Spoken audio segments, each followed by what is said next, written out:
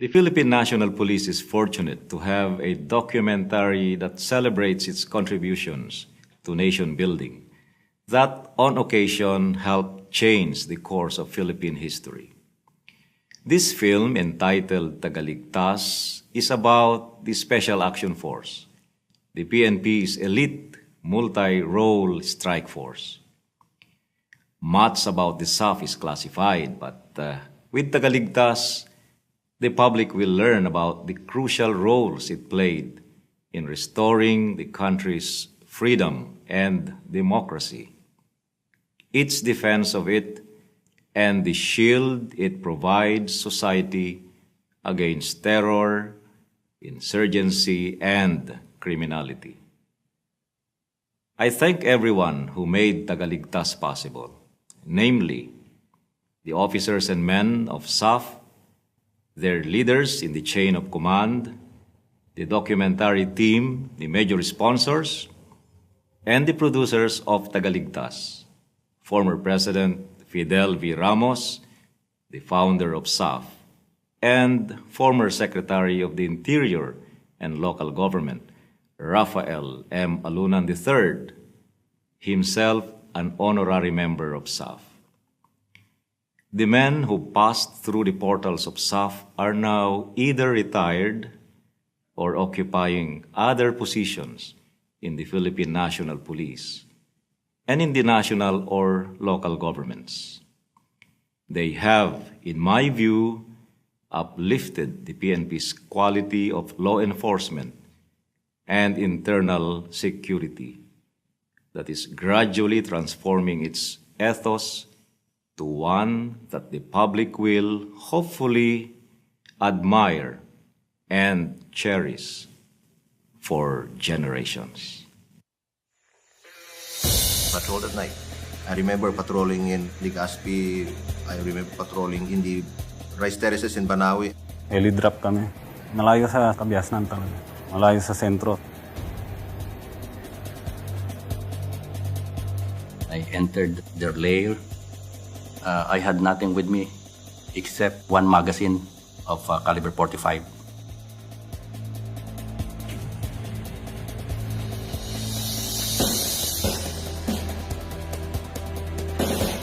Siyang sumigaw. Sir, dapa. Tapos yun naputo ka na. Deliberate yung fire namin. Pak, pak, pak, pak, pak, pak. Tapos mamaya, nanggagaling naman sa iba yung putok. Pak, pak, pak. So, nagmang-maneuver. Natatakot sila dun eh. Alam nila. I said, I think I'm going to die. Suddenly, one of my men pulled me up. He said, let's go. You're actually willing to bet your life, not just for the mission, but the people around you, the people you're with. We are in the business of managing violence. It's in the territory. We're trained to do that. It's natural for us. In fact, it would be unnatural if we don't do those things. It's an honor to lead a very special group of disciplined men.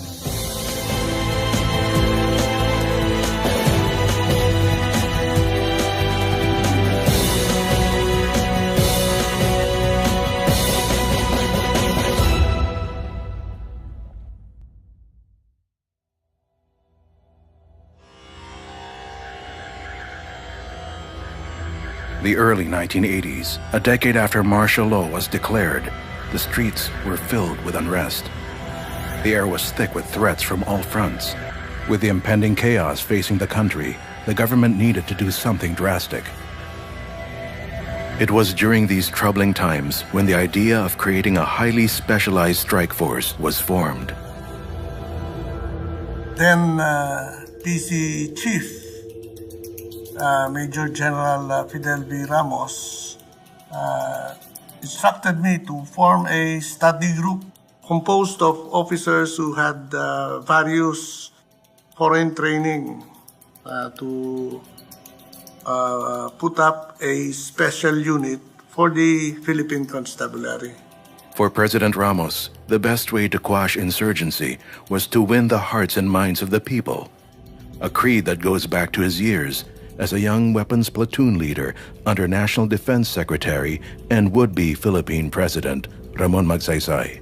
Ang tinuturo ni Secretary Ramon Magsaysay sa amin, boys, use all-out force with the right hand an all-out friendship with the left, winning the hearts and the minds of the people.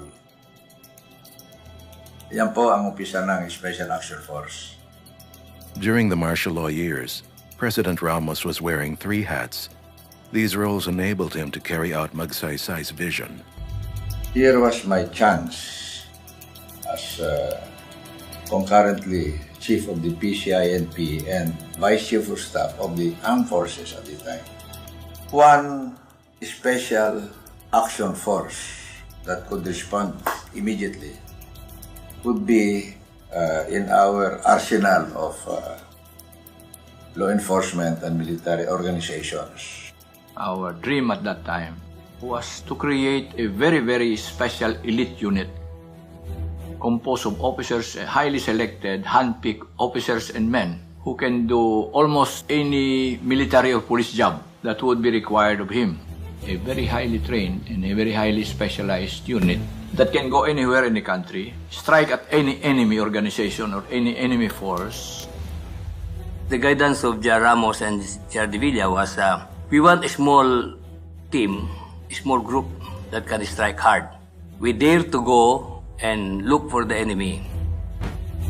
To form an elite unit of men highly proficient in combating insurgency and terrorism, a core group of select officers was immediately tasked to handle training and formation, headed by then PC Major Avelino Razon.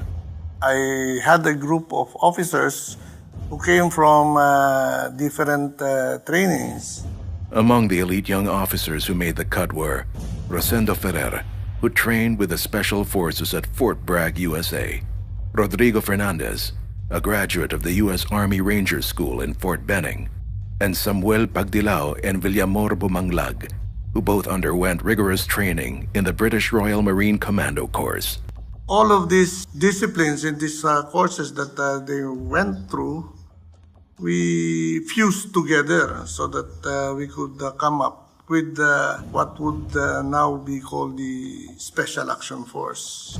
The whole idea is that the unit or part of it must be able to reach its target either by land, by water, or by air, or by parachute, if necessary. The unit, as we design it, is highly mobile, to be based in Camp Crame, but can be projected on short notice under the concept of rapid deployment to any part of the country in the Philippines. But physical training was not enough. Values formation was also on top of their priority list. So, nung martial law, pag naka-uniforme ka, ilang ang tao sa'yo? Takot. That's something we had to change. They had to change the way they behaved. They had to change their orientation. Iibahin nila yung definition nila kung ano yung trabaho nila. Devotion to duty.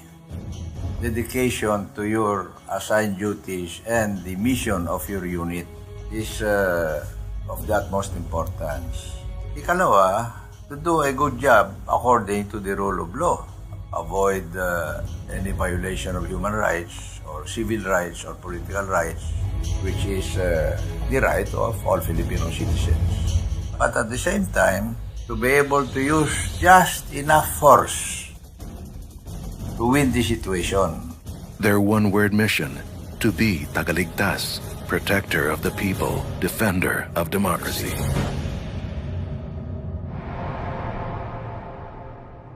You have to be very strong. You have to have the right attitude. I pretty much have my mindset. I'm going to join this unit. In fact, I was already puking my guts out. We push everybody to the limit. Ang nakasulat lang sa placard, there's nothing in this course but pain.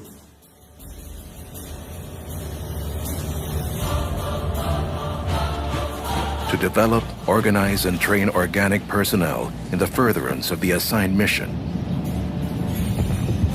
To conduct counter-terrorist operations in urban and rural areas.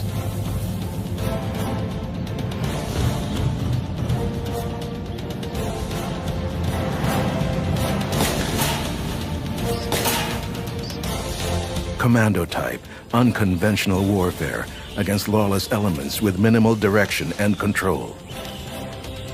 And search and rescue operations during calamities and catastrophes.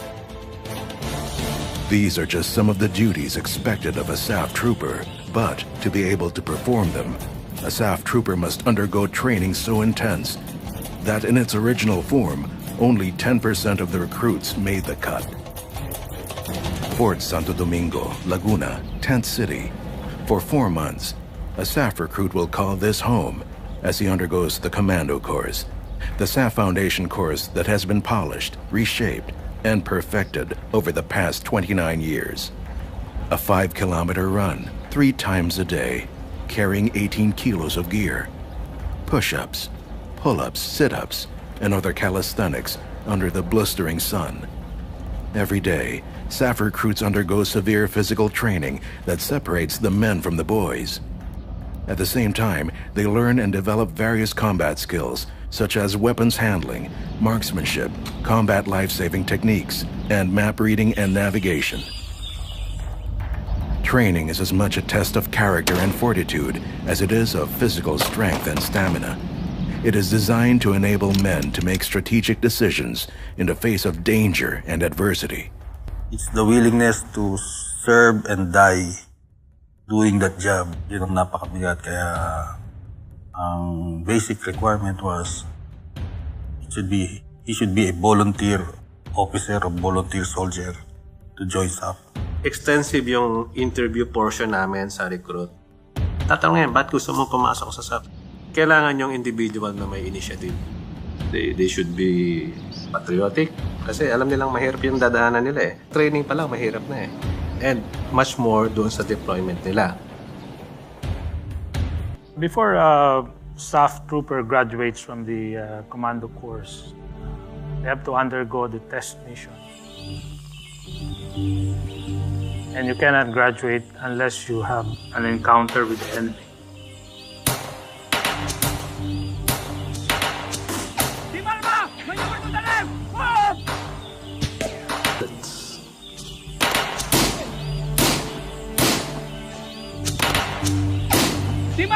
Maneuver to the left! Move!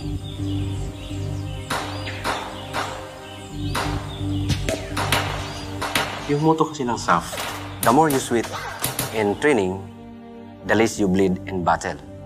So, kahit anong hirap yan, doon namin na-realize nung nag-test mission na kami. Yun palang purpose sa kahirap-hirap ng training na daanan namin sa SAF.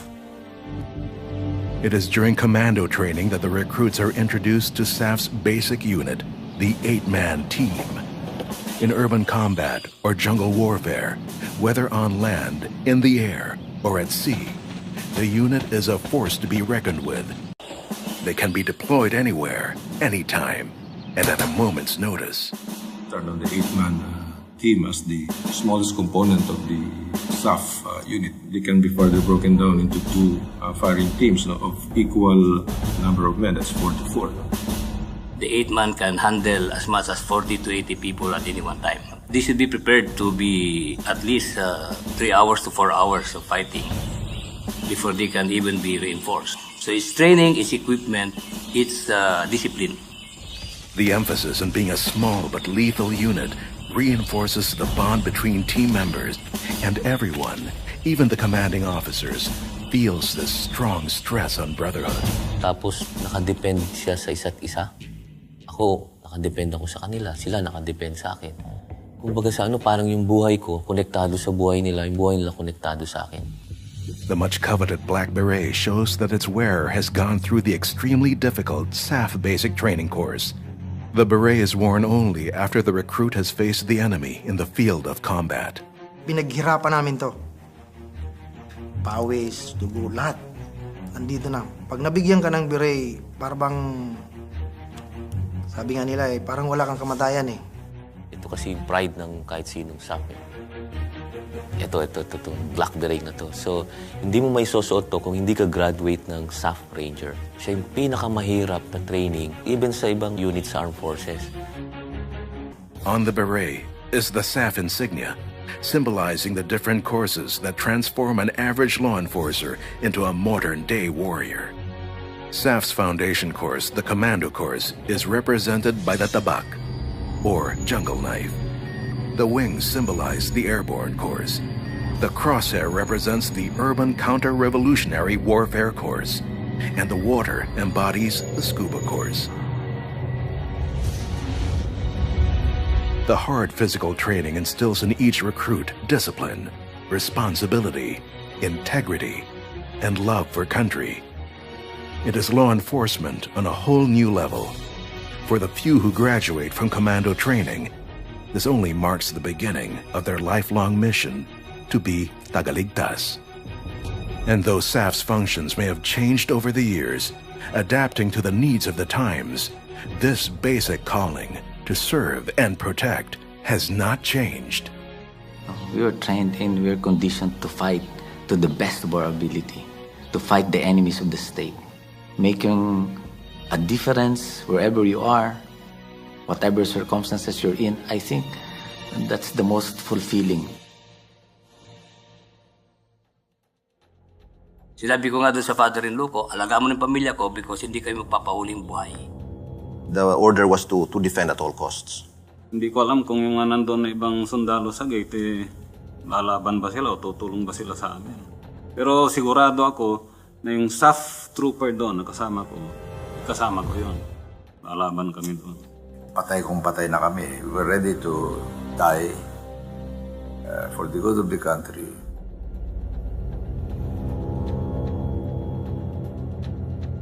It all began in the early 1980s, when rumblings of discontent were spreading through the armed forces of the Philippines.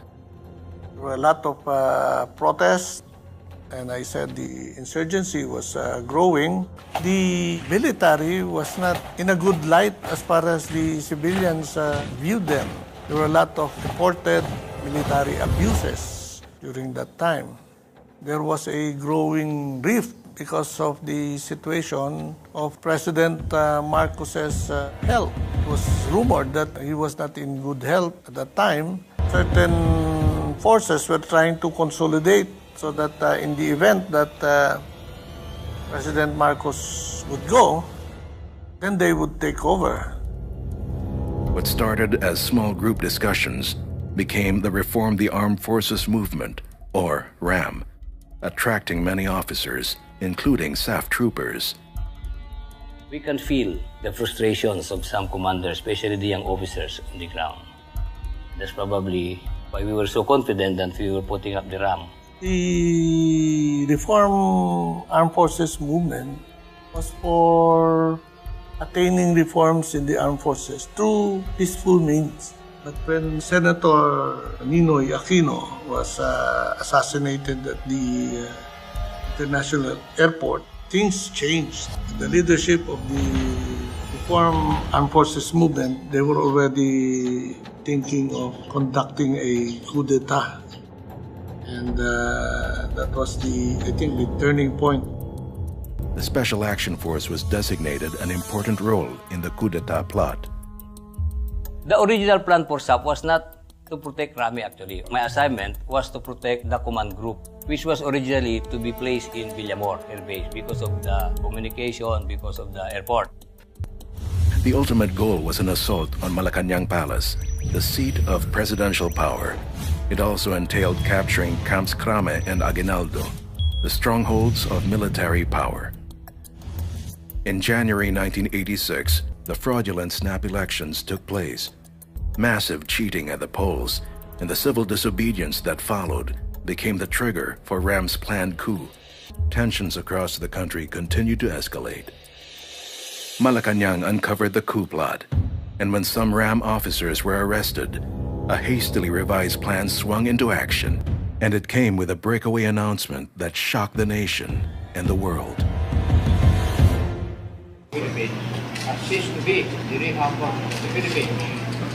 With a breakaway announcement that shocked the nation and the world. I withdraw from the president because of these circumstances in which our country finds ourselves today. There was this news, breaking news, that a helicopter had landed in Camp Aguinaldo and was bringing arms from Cagayan. And shortly after that, Minister Enrile and General Ramos went on air to say that they were breaking away from the Marcos government. I I tasked Sani Rason and Senong Per to stay with Jan Ramos, make sure that he is protected or secured because he is the symbol of the leadership in the military. We have to have a leader respected by everybody, and we have to secure them. Soon after his defection, Ramos returned to his headquarters at Camp Crame, vulnerable to Marcos forces and with only 60 SAF troopers on guard. I still remember that day. Suddenly, for some reason, there was no one manning the gates of Camp Crame. Not even the headquarters people. So we actually put one team in each of the 4 gates of Camp Crame. Yung charge dito sa gate 1, yung charge doon sa gate sa likod. So kami yung practically kami yung nagsisecure ng Camp Crame. Because events were unfolding so fast in Manila, SAF officers across the country responded just as quickly to reinforce the troops. Then I announced that, gentlemen, we're about to make history. Those who do not want to be part of it, stay here. And that's how everybody wanted to go. For 4 days, SAF troopers stood their ground at Camp Crame. I looked through the fence, and that was one night when there was already people power, and I could see the Marines on the other side of Santolan. Nandun na sila, they were also positioned around. And they were just right across. It was a futile mission. We were aware, but that was the order, and somehow we were the ones who were supposed to do it. Disobey those orders, not carry out anything that will inflict harm, bodily injury, and violence upon the people's power out there. Fight for your country! Fight for your country! As they confronted the clear and present danger, the troopers became fully aware that their lives were at stake. But it was the unexpected show of people power that strengthened their resolve to complete their mission. Kitang-kita namin yung mga dumarating. So every time na sasabihin nila, andyan na yung mga Marcos loyalists, magsisigawan yung mga tao, mag-iipon din sila doon sa gate. Yun ang nagpapalakas loob sa amin. Sabi ko, matatapos ito ng walang putukan, sabi ko. As things moved on, we realized that no way that Marcos will order something that will kill all of these people. So I think that gave us some consolation. You knew it was the moment. The numbers swelled by the hour. The spirit of EDSA had electrified the country. In the end, it's the people. And we believe at that time that we are supported by the people. And we were not wrong. It was an unprecedented show of solidarity. I can only describe EDSA as a mystical experience. God was our commander-in-chief. I put it simply this way, and assuming 1% of the 1 million were armed, and not one did the foolish thing by pulling out their gun and firing a shot in anger. Because had that happened, there would have been a bloodbath. I consecrate myself to the service of the nation. To the service of the nation. So help me God. So help me God.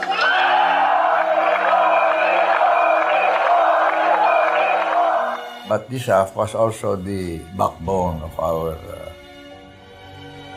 Camp Crame defenses during the first couple of days, when we really had just a handful of defenders and rebel soldiers in Camp Crame in helping the military rebels win the victory peacefully without any bloodshed. And the PCSAF owns a lot of the credit for that happening. Sa people power of 86. Pag may magsasabi dyan, sabihin ko sa inyo, na single-handedly siyang hero. Hindi totoo yun. Ang hero nun talaga, yung mga tao.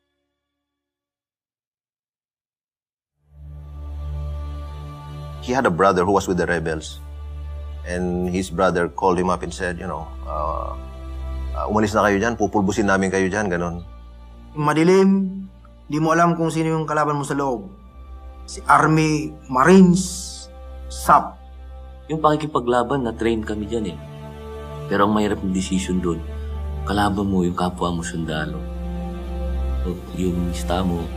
Before I could do that, actually, I had to lock myself into a room, internalize, and evaluate if this is something that I really have to do or need to do.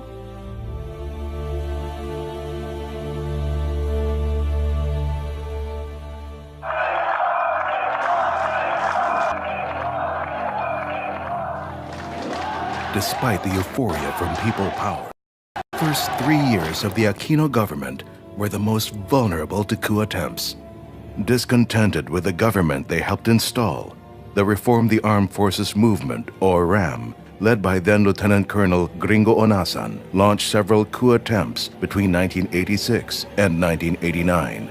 2 of these almost toppled the government and turned brothers in arms against each other. Rebel troops attacked centers of gravity, Malacañang, Camps Crame and Aguinaldo, and the government broadcast station PTV4. In response, the government quickly mobilized its counterforce to quell the rebellion. For the PC-SAF, the critical area of engagement was Channel 4, where they engaged rebel forces to retake it and force them out of their stronghold in a nearby hotel. The Constabulary Integrated National Police might not have been able to handle the retaking of PTV4 and Camelot Hotel with just ordinarily trained police officers. Kami sa PTV4. Talagang doon namin na yung ganito lang kalapad yung pader. Na kami ron, siapulap kami ron. Ang mission namin, magmula dito sa Crame, Camelot Hotel. Punong-puno yan ng mga kapwa namin sundalo rin. So, ang mission namin ay i-plus out sila dyan. SAF went to PTB4 and captured the rebels that were holed out there. And later on, secured the Camelot Hotel. Although 14 SAF troopers were injured in the process, in the end, it was a failed rebel attempt.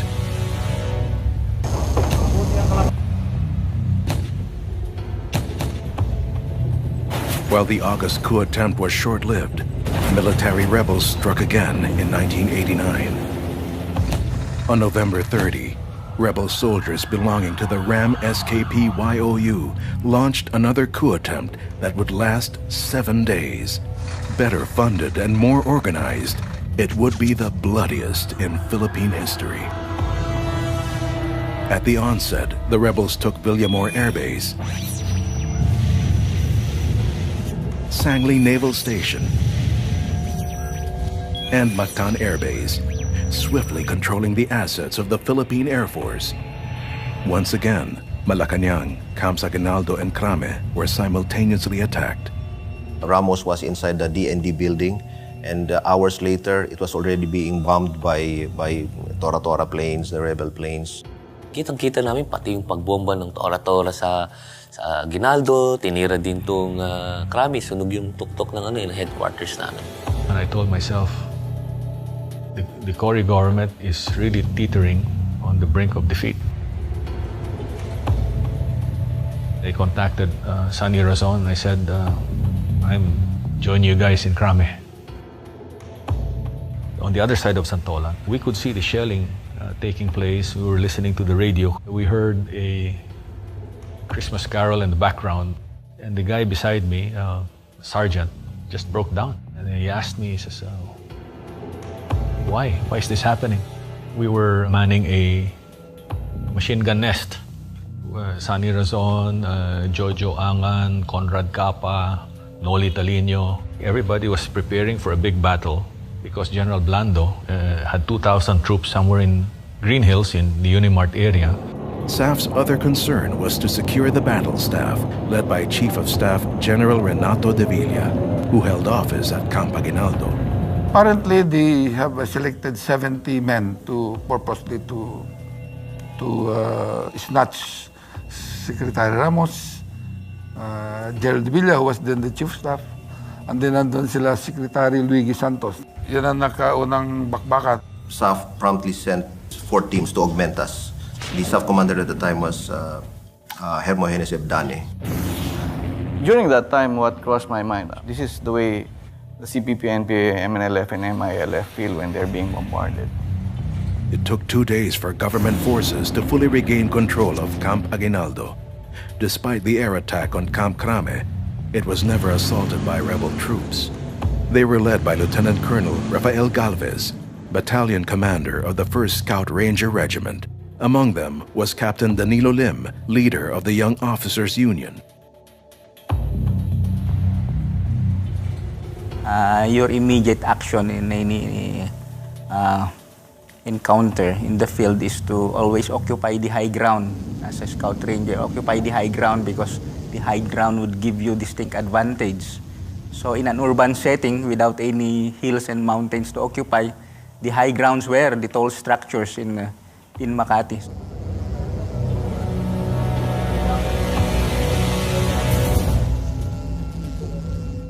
SAF, which was in one part of Ayala, was having a sniper war with the Scout Rangers. In Solar Life, may bakante tapos andito yung building kung saan andun yung mga tropa, mga SAF. Hindi sila makatawid dito, itong open space na to. Dahil ini-snipe sila. Siguro about 50 meters yung haba, no? So, gusto nilang pasukin yun. Sap, kayo naman ang mauna. So, sir, general yun tiniente lang kami. Sir, tayo raw mauna. O sige. Alam mo, pag turn mo na, talagang hahabulin ng sniper ng bala yung paa mo. Nung turn ko na, talagang dasal din ako. Lord, bahala ka na. Pagtakbo ko nun, talaga yung ping. Yung semento yun, kaya ano pa yun yung ricochet niya, di ba? Kaya pag cross ka na, parang baseball So, save!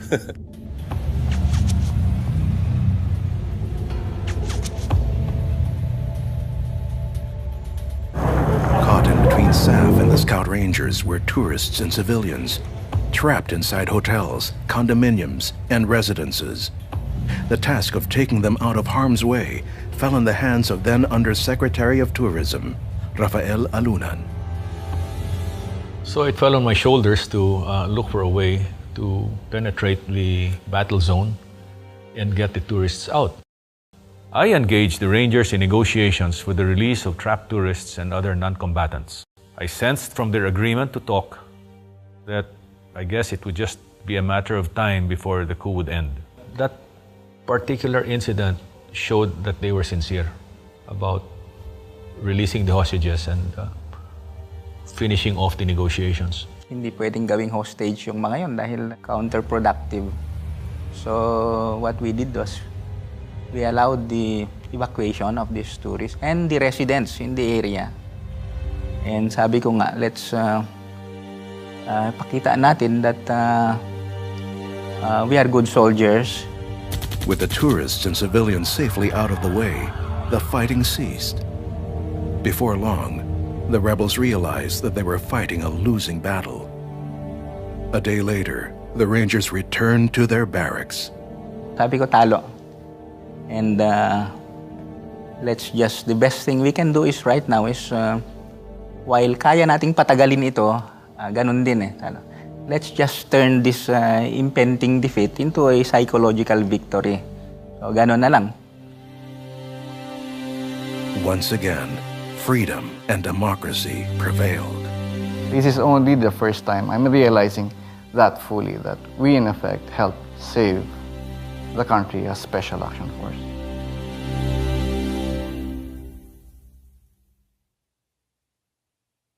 Sometimes people resort to violence, resort to fighting the government because nobody is listening to them. So labanan niya ng estratehiya, labanan niya ng taktika. I announced there that we are not going to wage war, but rather we are going to wage peace.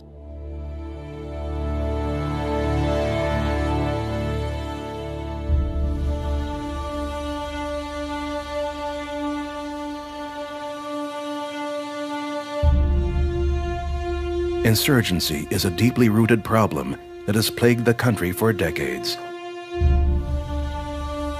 When it was conceived, one of the roles assigned to the Special Action Force was counterinsurgency, to suppress the armed threat and to bring peace and development to the countryside.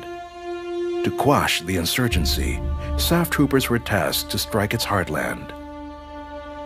Create the Home Defense Force and stay in the barangays, in the most influential barangay. Be with the people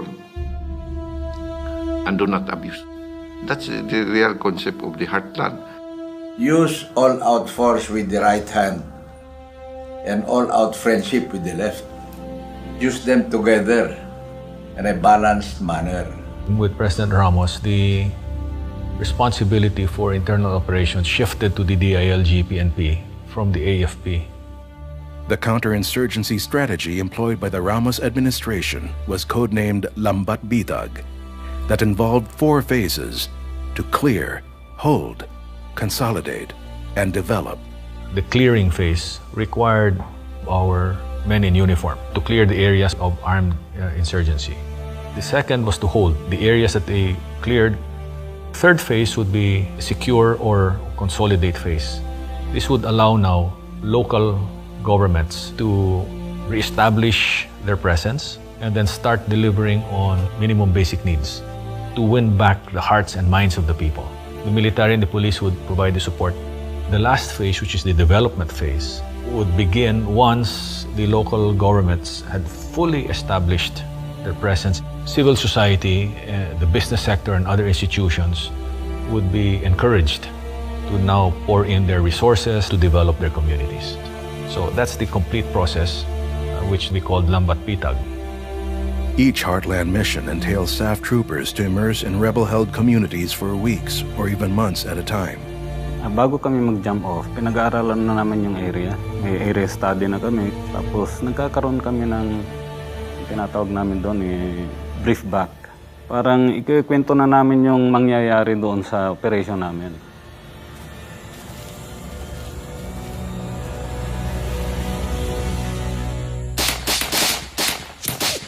Their tactics is to create fear among the people so that they can control them. So what we do is to go there and occupy the place and remove the threat to them. The Heartland strategy is designed to gradually constrict the insurgents' movements, control, and influence until they are defeated. In this role, SAF confronts the armed threats in the field while gaining the trust and confidence of the people. We should understand the underlying causes of this problem, which are poverty, injustice, ignorance, among others. So we have to address this problem, and this we did.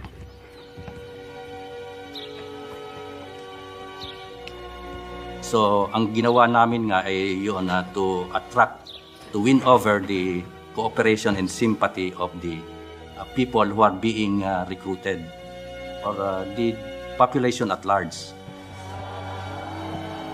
The war was fought far from the battleground and closer to home. Sinimbahan ko lahat. Simbahan ko sa Katoliko, sa Protestante, para hikayati, samahan nyo naman kami dito. Kaya nga bayanihan eh. At yung nga hinihikayat, bumbana kayo, manumbalik sa gobyerno, sa pamahalaan, at sama-sama tayong pagtulungan itong problema.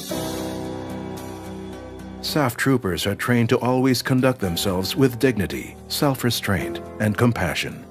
Service is nothing but expression of love.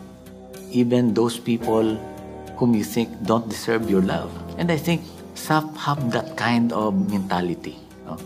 They can be very hard and tough against the enemies of the state, but at the same time, they can be very gentle and loving towards the community.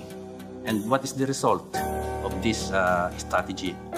The result is less encounter, less people killed, less people injured, but more people surrendered. So that's what I mean about breaking the backbone of the enemy without firing a shot. Peace is the responsibility of everybody.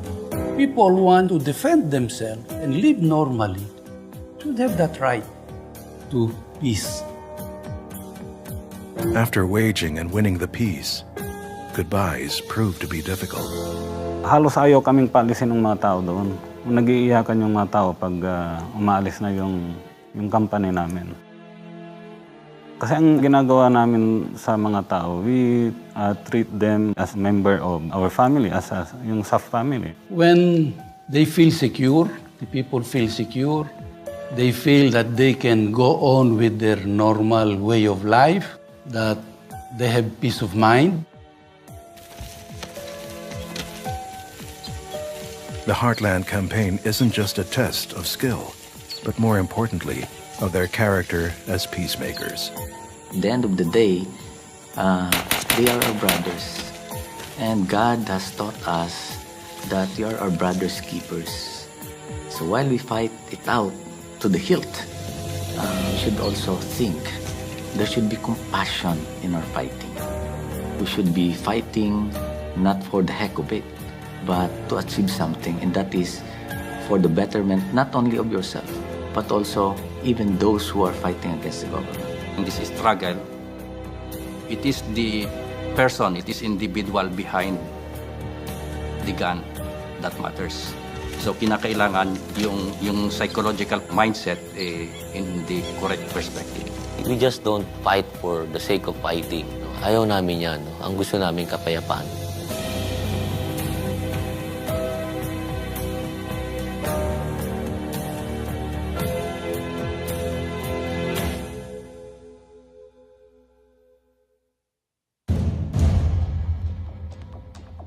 Global terror rose in the early 1990s after Russia's defeat in Afghanistan in 1989.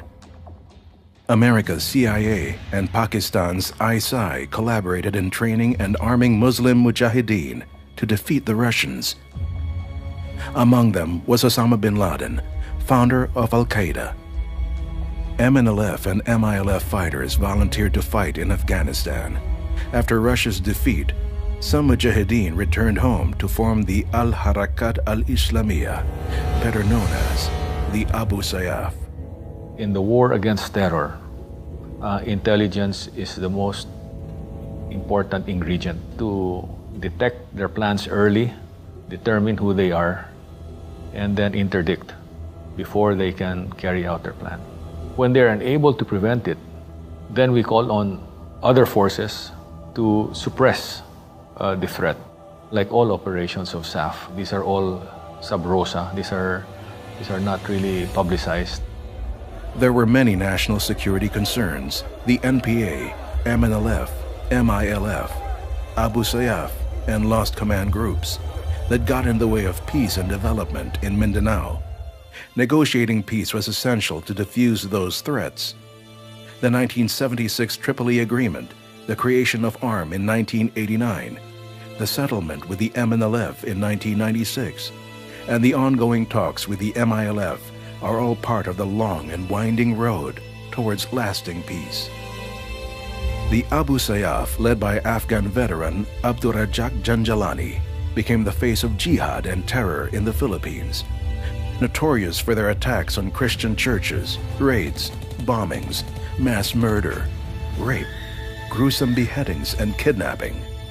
Among those kidnapped was Charles Walton, an American missionary who was taken in Sulu in 1993. Close cooperation amongst the DILG, the Libyan embassy, other intermediaries known to Janjalani, and SAF resulted in Walton's liberation. In due time, the Abu Sayyaf's direct links to Al-Qaeda became known. January 6, 1995, a fire broke out in Suite 603 of the Doña Josefa apartments. Responding firemen and a police team discovered a bomb-making factory and other incriminating evidence that pointed to a massive terror plot in the works. Alerted about the incident, Avelino Razon and Napoleon Taas, both ex-SAF and later assigned to the Presidential Security Group, rushed to the scene to investigate. The first thing that caught my attention was the computer. I secured it, placed it in my bag, and I carried it. And we continued on with the investigation where we were able to find pictures of the Pope, the Sotana, the priests, and explosive materials, IED, improvised explosive materials like pipe bombs. When we reported this to the U.S. Embassy, they sent over a team from New York. They were the ones who identified through the photos and data in the laptop that the guy that escaped was Ramzi Youssef, bomber of the World Trade Center in 1993. The discovery uncovered Al-Qaeda's Bojinka plot to blow up 11 U.S. airliners, potentially killing some 4,000 passengers en route to the United States. The bombing of PAL Flight 434 in December 1994 was a dry run. From our end, however, what is more revealing are the pieces of documents. The Taché case of Ramzi Youssef, receipt for the computer, his address book, telephone directory, bomb-making manuals. That's where we got most of the information. It was the first time that SAF learned about Sheikh Mohammed, Ramzi Youssef, and his team of terrorists. One of them, Abdul Hakim Murad, was to crash a 12th plane into the CIA in Langley, Virginia. That was the only time that it dawned on us that Al-Qaeda was already here in the Philippines. And they even conducted training for the Abu Sayyaf in Basilan.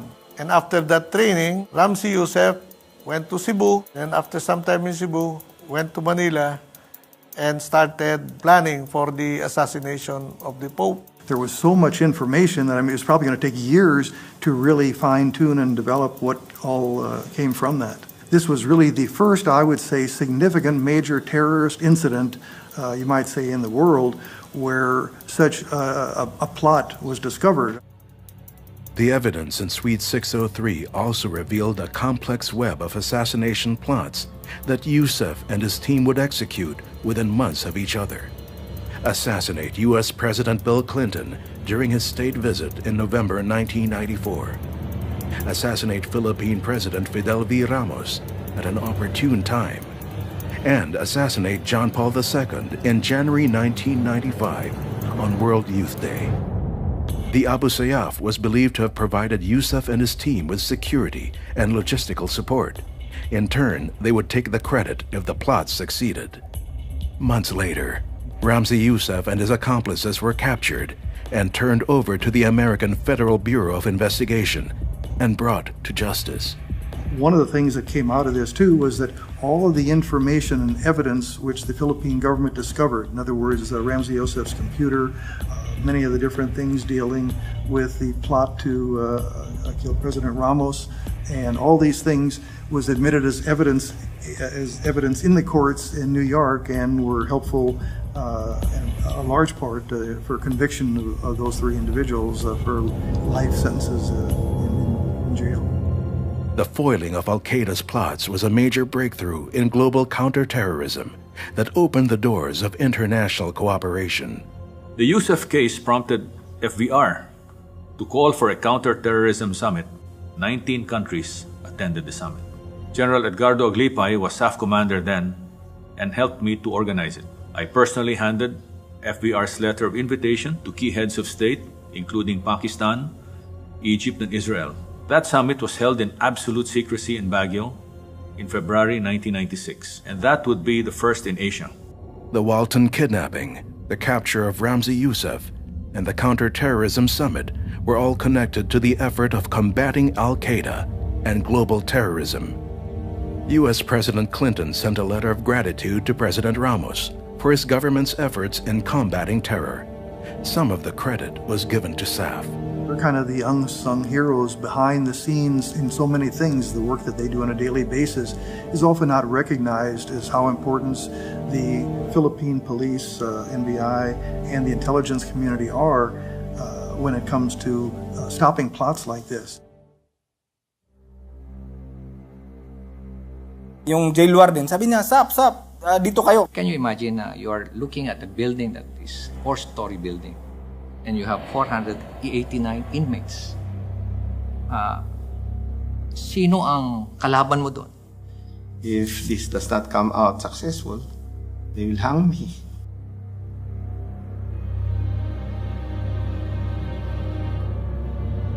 It was just an ordinary day in March, made extraordinary by what was about to take place. March 15, 2005, 6 a.m. Police Inspector Ronald Cayago was sleeping in the SAF barracks in Bicutan when he was awakened by the alarming sound of gunfire. Yung isang tao namin, ginising ako, sir, sabi niya, may putukan sa jail. Almost mga 100 meters lang kami galing doon sa jail. Without hesitation, kinuha ko yung M4 ko sa upper bunk. Fresh pa rin sa mind ko, nakalimutan ko na magsuot ng medyas dahil sa pagmamadali ko. At saka naka-civilian lang ako. So, nung patakbo na ako sa Bicutan Jail, dumami yung putok. Sabi ko, iba na to. Meeting up with other troopers, Cayago advanced toward the BJMP facility, only to be met by gunshots. Nasa front ng Sika building, pinuputukan na kami ng inmates. So, cover fire at saka nag-return fire kami. Sika is the special intensive care area of the jail, where the most high-risk inmates are. Unknown to Cayago, he was up against over 100 members of the Abu Sayyaf group, detained for their involvement in their crimes against humanity. Medyo magulo. Yun. Tapos nagsisigawan, parang rally sa loob na sinabi ng jail guard, sir, 100 plus yung Abu Sayyaf inmates doon. Medyo kinabahan ako. Kaya kada putok ko, kada return fire, nag-change mag ako for a fresh magazine. Sabi ko, pag lumabas ng bulto, sigurado ma-overrun yung position natin. Kaya sabi ko, ano lang, prepare for the worst.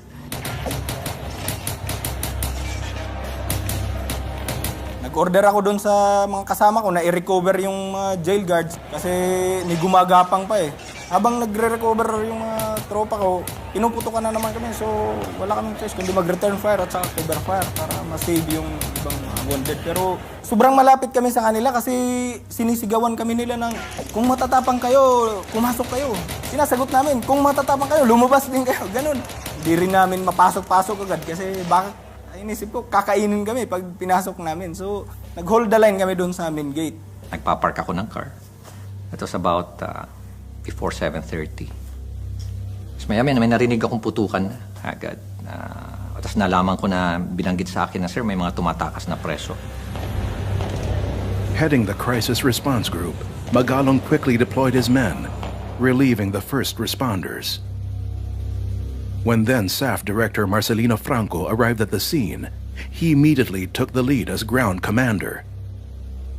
My role will be to address the tactical side of the crisis in coordination with the crisis committee. A crisis management committee was formed to assess the situation and manage negotiations with the Abu Sayyaf group. But while demands were being discussed, Plan B was already underway.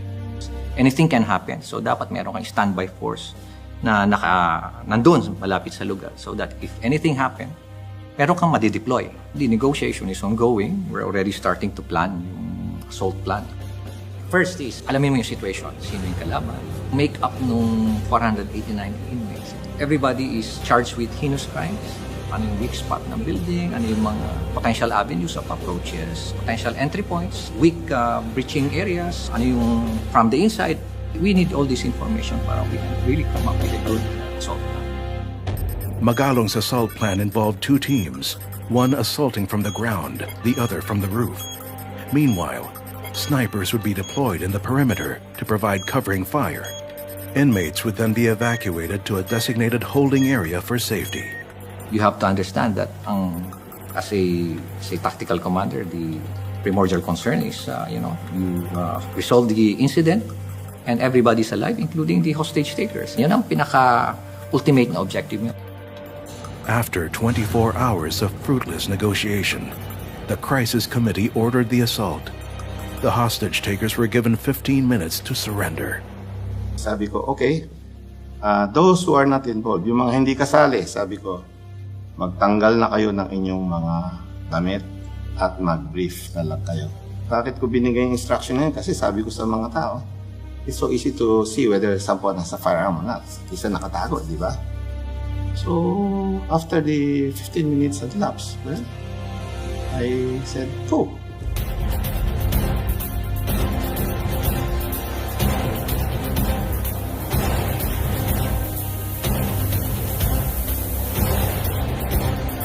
Makita mo sa loob pag napunta ka sa Sika, walang cover doon. Ang cover mo lang siguro isang poste na ganito lang. Yan lang, 6x6 na poste. Doon ka lang magko-cover. Kailangan talaga ang clearing mo is cell by cell, floor by floor naman. Hanggang mag-meet kami doon sa second floor or kaya first floor.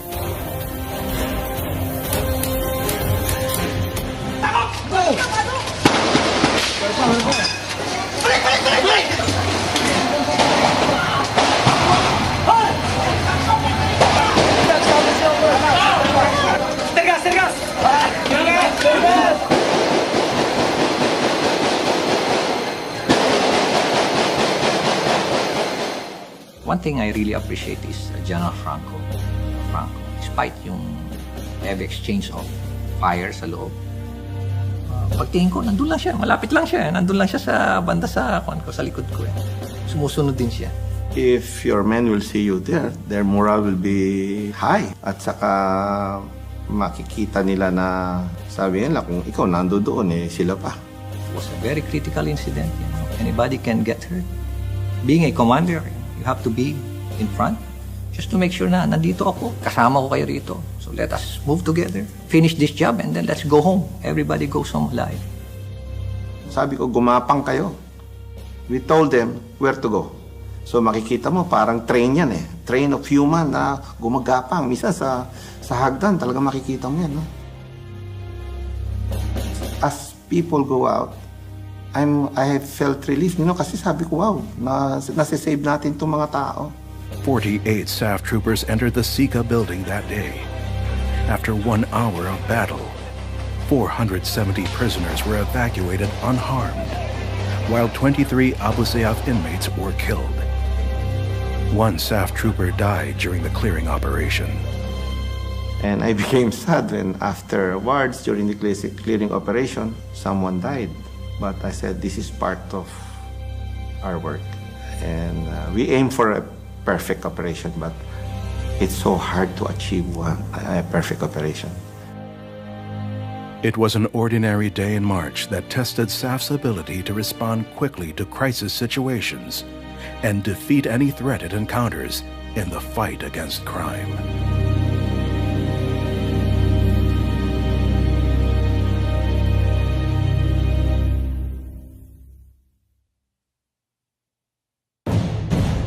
Culture of excellence at SAF. It should be replicated. It's very basic, but it's proper. It's how things should be. I'm SAF by heart, through and through.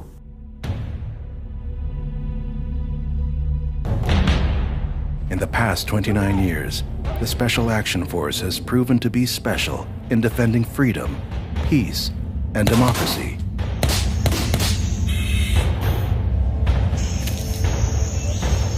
From being a battalion-sized unit in the early 80s, SAF has expanded to 7 battalions, with 2 more battalions on the drawing board.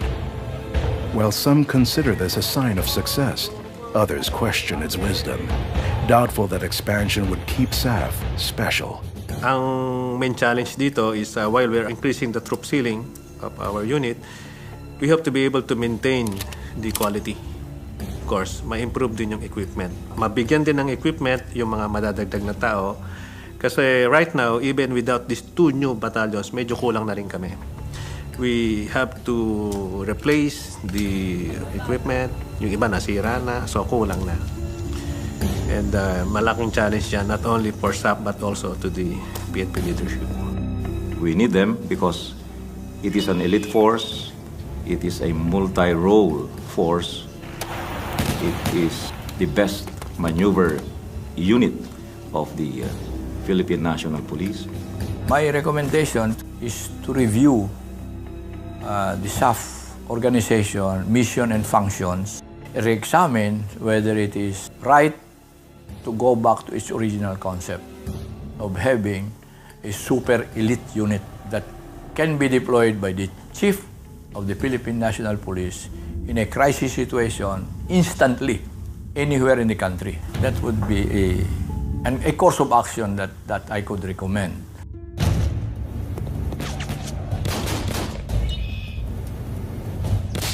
I hope that PCSAF will continue to increase its capabilities through the support of their commanders up above and by the President himself, who is the Commander-in-Chief of all armed forces, including all police forces, because they do need special equipment.